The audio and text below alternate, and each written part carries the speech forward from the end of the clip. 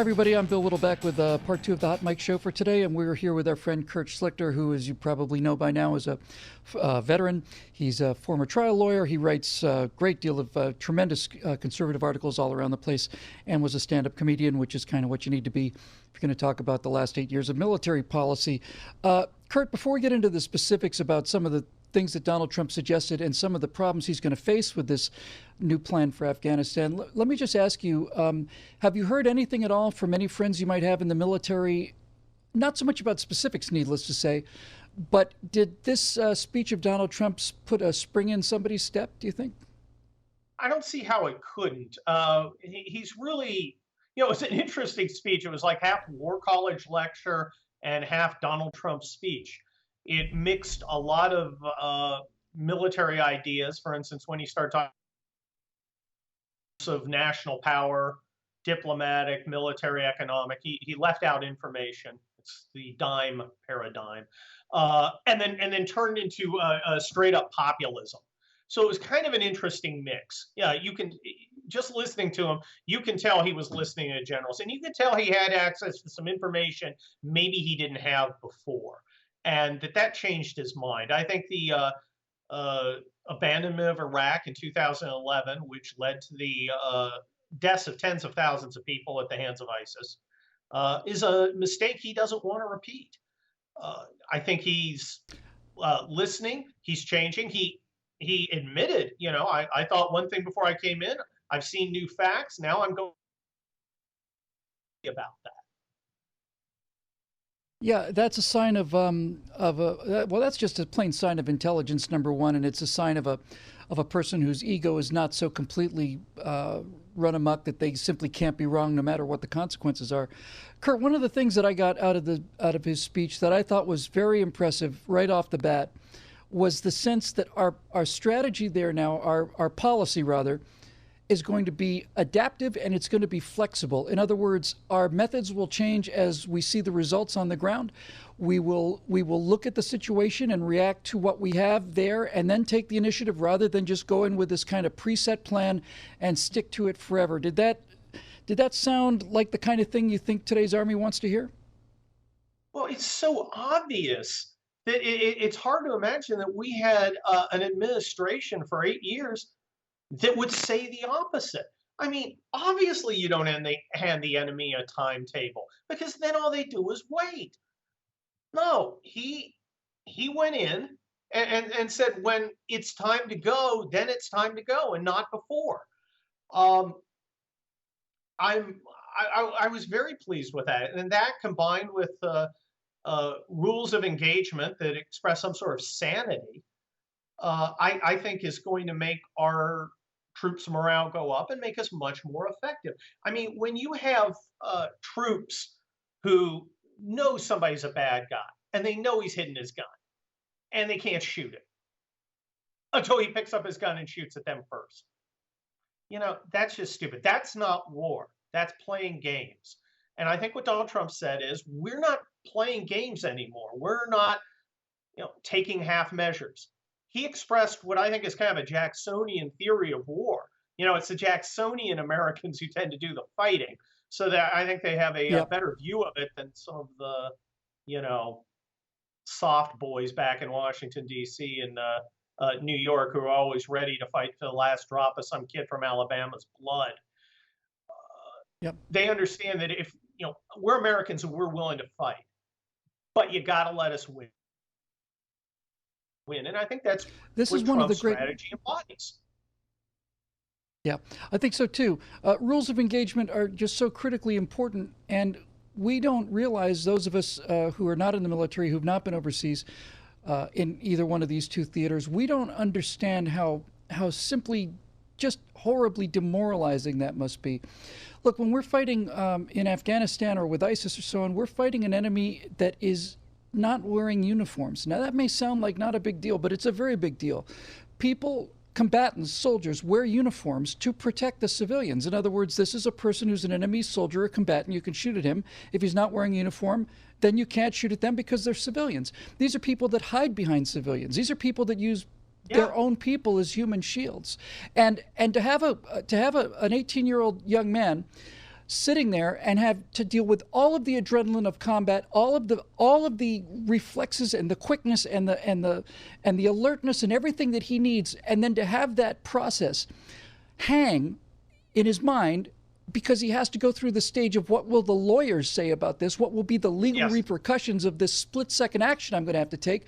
That makes life virtually impossible in combat in a situation like this.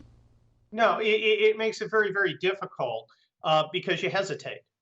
And are we over there to win, or are we over there not to win? Because winning requires taking actions consistent with victory. And that means killing the enemy. And when you kill the enemy, you're going to hurt other people. And that's just the way it is. Instead of pulling our hair out every time we hear we bombed a wedding party, which is always baloney.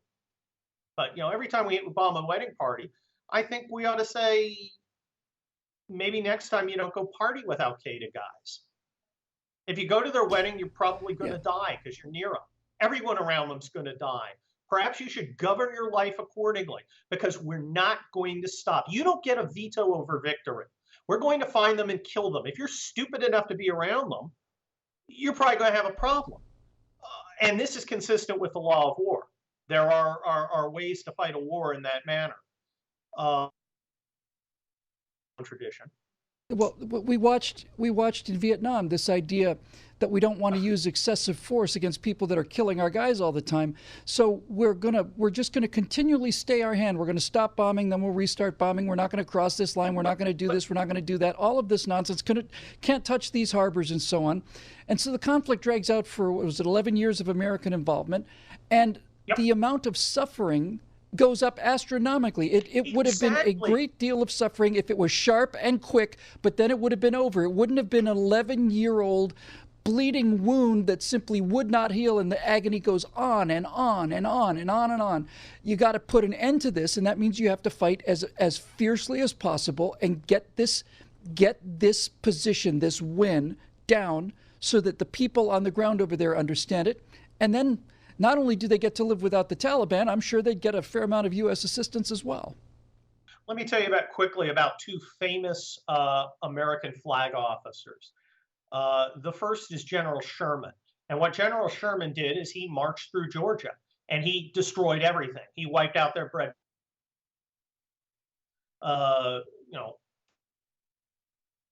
He had to do, and that gutted the Confederacy. And then the war stopped. The bloodletting stopped. Bloodletting we have never seen in the history of our nation, hopefully never will again. But he stopped it. And he said, war is hell. And you can't change that. There's another flag officer I had the honor of talking to, Admiral Stockdale. You might remember him. He was Ross Perot's running mate. In one of the things that made me hate the media, they tried to turn him into a joke. Interviewing this Medal of Honor winner for his heroism as a prisoner of war at his home in Coronado in the late 80s when I was a college student. And he told me how they were being tortured. They were being beaten up until Christmas 1972, when President Nixon unleashed the B-52s on Haiphong and Hanoi. And one day, everything exploded. And the rumble and the noise of American firepower was incredible. And you know what? The Vietnamese stopped torturing them because they knew it was done. They knew we weren't playing anymore. Yeah. If it ain't worth winning, it ain't worth fighting. Don't ask somebody to die for a half measure because you don't have the stones to do what's got to be done. If you're not going to do it, don't do it. Period. Yeah, perfect. That's exactly right. And I think anybody who's ever put themselves in harm's way, or anybody who's even read any fundamental history of warfare and conflict, knows that this is exactly correct. That this netherworld that we've come to live in the last half of the 20th century and the first part of the 21st, this state of war but non-war, this kind of, what is the word? It's some kind of response. It's a not conditional response. It's proportional. Oh, what's the word? In any event, that's it. Thank you. Proportional response. The idea that they do something small, so we have to do something small. They do something medium-sized, we have to respond with something medium-sized. If they do something You know, small and we decide it's worth fighting for, then we give them everything we've got, and the situation ends pretty quickly after that. Kurt, one of the things that I think most people were surprised and pleased to see was the inclusion of Pakistan into this equation. Terrorists need havens. Our problem for the last 16 years since September 11th, our problem has never been killing these guys. Our problem has never been destroying the enemy, ever. That's always been actually really relatively simple. The problem is finding them.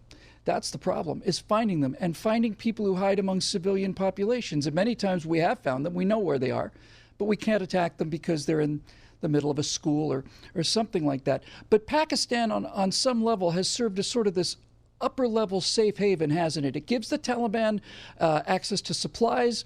It gives them essentially a line that they can run behind. It's almost like Smokey and the Bandit. You know, you get across the line to Pakistan and the sheriff has to stop. That's going to stop, I suspect, now. I certainly hope so. Pakistan has been playing both sides against the middle for decades. They are absolutely allowing the enemy to use their territory to kill Americans. And it's got to stop. And we've got to stop playing around. Um, I think for the last 8 years, America has not been feared. America's been laughed at. America's been a punchline. And I think one of the reasons foreigners don't like Donald Trump is because he's unabashedly pro-American. He takes our side. He's going to do things Yeah, consistent with imagine. victory. Yeah, hard to Yeah, believe. imagine the It's a nice president change. president who takes our side and doesn't lecture us on why we're not sufficiently sophisticated enough to understand why these people are cutting our throats. Quick question, Kirk, because we're almost out of time. So very quick answer here.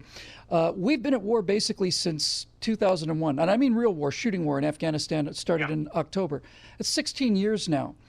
Donald Trump has just called for some more action and an increase in the number of troops committed. Do you think the American people will take it? I think if we start doing what we did with ISIS, people had a lot of concern. Then it became,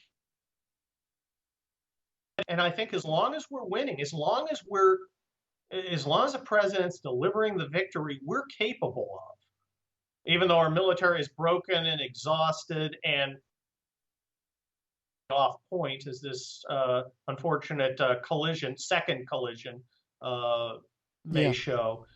Uh, the American people are going to support us. Remember, Americans are always supporting their military. They're not mad because the military's fighting. They're mad because they believe our troops are being let down. Yeah, and sacrificed for ideology.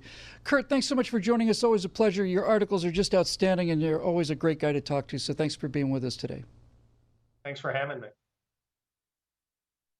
So that's the question, ladies and gentlemen. Will the American people put up with it? Will they put up with more promises of escalating a war in Afghanistan that's been going on for 16 years, 8 of which certainly no major effort was made to win? I would have said no, except that there's something about those 16 years, and that something about those 16 years is something I talked about at the beginning of the show. 179 attacks, 1,275 killed, 932 injured, 37 suicide blasts in 25 countries for July of this year. July, 1 month. The enemy is out there, and they keep showing us that they're out there, and they keep doing things to remind us all the time that they're out there. And as long as these attacks go on in places like London and Brussels and so on, there's going to be support from the American people to put an end to this. I'm Bill Whittle. Thanks for joining us on Hot Mic, and we will see you here tomorrow right here on NRATV.